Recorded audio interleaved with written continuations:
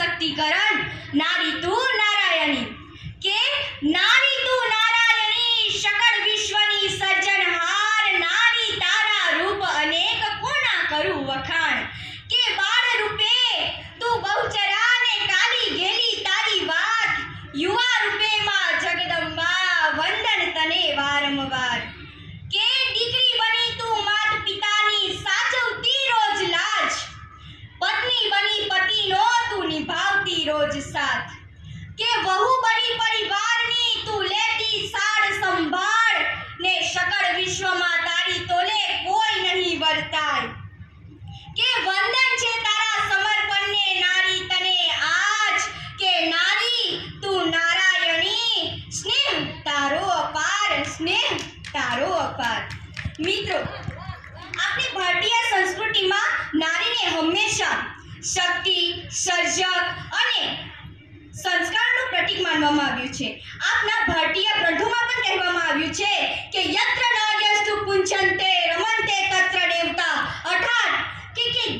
કે જ્યાં નારીનું પૂજન અને સન્માન થાય છે ત્યાં દેવતાઓ પણ વસવાટ કરે છે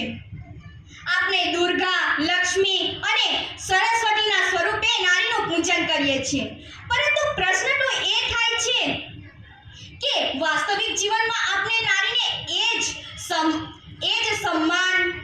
એ જ અધિકાર આપીએ છીએ આ જ પ્રશ્નોના જવાબ નારી સશક્તિકરણને સમજવા માટે યોગ્ય છે મિત્રો નારી સશક્તિકરણનો અર્થ એટલે સ્ત્રીઓને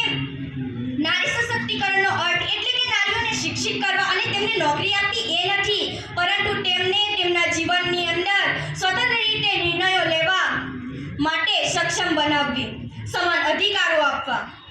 અને સમાજમાં આત્મસન્માનથી જીવવાની તક આપવી મિત્રો આજે પણ આપણા સમાજમાં કેટલાક કુરિવાજો છે બાળ લગ્ન શિક્ષાથી વંચિત ઘરેલુ હિંસા જેવા કેટલાક કુરિવાજો છે જેના કારણે મહિલાઓનો વિકાસ થતો અટક્યો છે મિત્રો જ્યારે કોઈ એક દીકરીને શિક્ષાથી વંચિત કરીએ છીએ ને ત્યારે કોઈ માત્ર એક વ્યક્તિ નહીં પરંતુ આખી પેઢી પાછળ ધકેલાય છે